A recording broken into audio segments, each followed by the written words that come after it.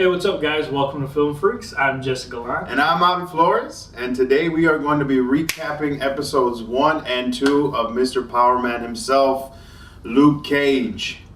Alright, and right off the bat, I want to talk about these intros, because Marvel has gotten pretty intricate, pretty clever. The Daredevil intro is awesome. Jessica Jones, I could pretty much care less about that one. But this Power Man intro, like, I'm digging what Marvel is doing with these intros. What do you think, Jay? I'm loving it too. I gotta say, when just going off of the Daredevil intro, I think right now it's still my favorite intro. Right.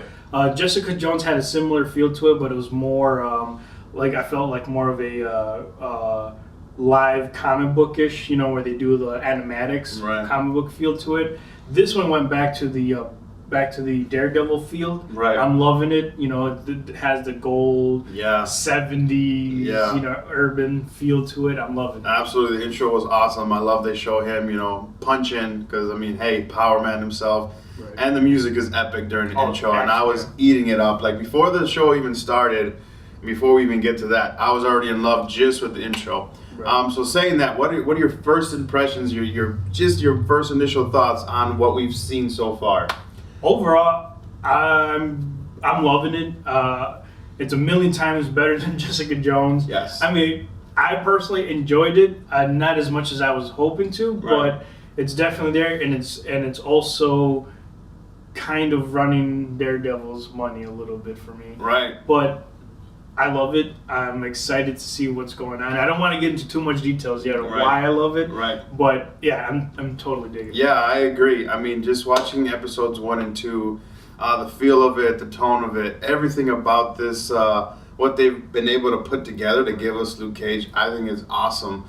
It's great. Like you're saying, I'm excited. We only got to episode 2, but I want to see more. I could have binged the whole season, but we want to take it in bits and pieces. But yeah, so being that, let's get into some of the things that we really do love about the show that we've seen so far, just episodes 1 and 2. Oh, I gotta say, first off, the character development of Luke Cage, hands off, my favorite. I love how he's not, and just in case, spoiler alert, if you guys haven't figured that out, spoiler alert. All right, so warning, 2, 1, you're screwed if you haven't. All right, so going right off of what the first introduction of Luke Cage, where you see him cleaning, he's at a barber shop, he's just a hard-working man, multiple jobs. I think he has like 3 jobs, and he's just going back and forth, trying to avoid his abilities, trying to avoid the possibility of becoming this superhero, where he just wants to lay low, doesn't give a damn about anybody, and then just, even though internally he does, and then you can see that confliction where he does want to help, but he doesn't. Right. And I'm loving that dichotomy with himself. Right, absolutely. Yeah, I think at first I was kind of, I wasn't sold on him, like, being lowly and, like, I have these little grunt jobs and I, want to get paid under the table. But then, like, as I watched it and kind of, like, processed it, it totally makes sense because of that, because he doesn't want to be known.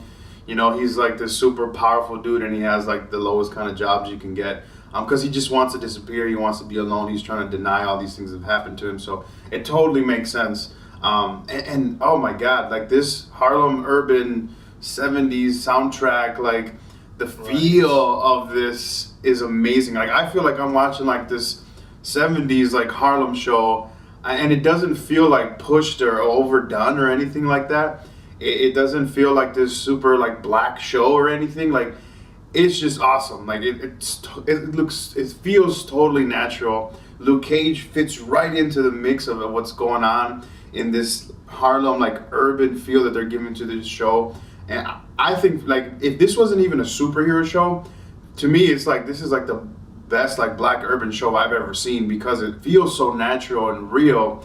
And I love that they were able to really bring that across. Like it's epic. Yeah, I gotta say, I have to 100% agree. It's not like it's 70s or it's like forcing it, but it has the elements. What it really captures is the culture of what the 70s would be like in today's presence. Right. In the present day. And I really love that. Like you said, it's not pushed. It's well balanced. It has those elements, and it also has the style of today's of what it is to be, living in the urban Harlem or whatever. So it really captures all that, and that really just dove in. So the city itself has its own characteristics, absolutely, which I'm digging. So not only do you have Luke Cage and the villains or the other supporting actors, but you also have the culture of the city. Absolutely, it just adds so much. Yeah, so we have like definitely Luke Cage himself and this feel of Harlem urban that's like highlighting the show so far. But they also introduced us to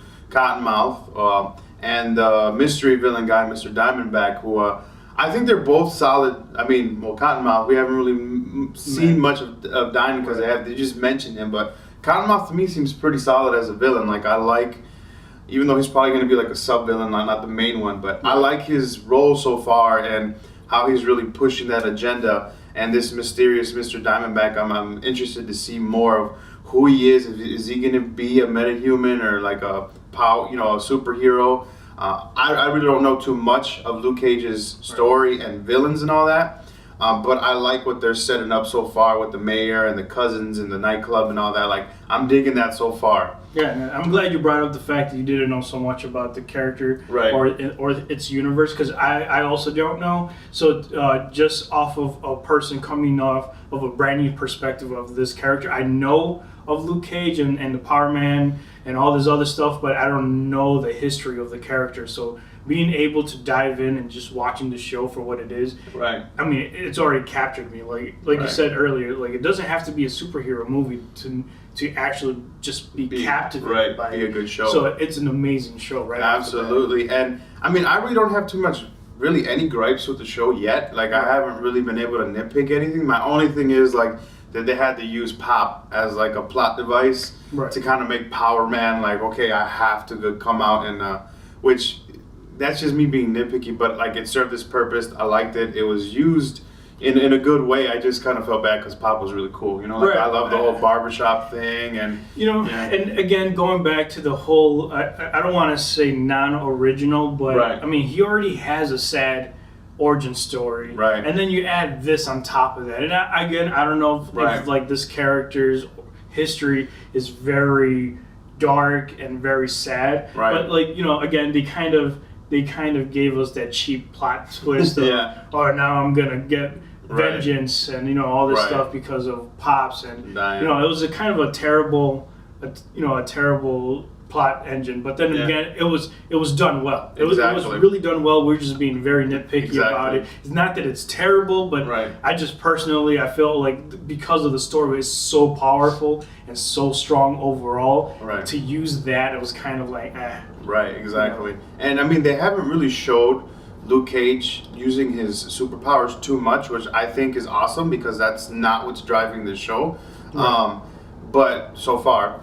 But that scene where he was fighting those 4 guys and dude's fist just kind of like crushed bone, like that was amazing. I mean, and that was really like the first time you really, besides him like lifting stuff, but the first time you really see like how hard his skin is. So I thought that was awesome, and not just because it looked cool, but because we haven't been getting a lot of that, and we really don't need it yet. So like it was really good because it's coming. It's like the grunt was like, go show him why they call you whatever, because they really didn't mention the name. And then he comes up and he just goes with the power punch, the strongest punch you can come up with, and then.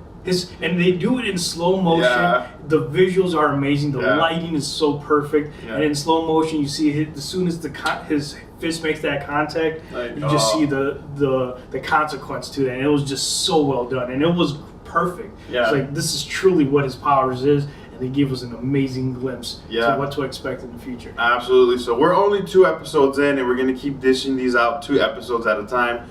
So far, so good. Like, we really, really digging this show, and I'm expecting it to just keep getting better because we're just barely in the beginning. Right, absolutely. Yeah. So, I don't know if you guys have any questions, comments, or anything that you like or didn't like. Just let us know in the comments below. Absolutely, guys. Thanks. Well, hey, film freaks! If you guys enjoyed watching our video, go ahead and give us a thumbs up. Don't forget to comment, share, and subscribe. And go ahead and check out some of our other videos. Do it now! What's the matter with you? Do it now! Do it! It's not a tumor!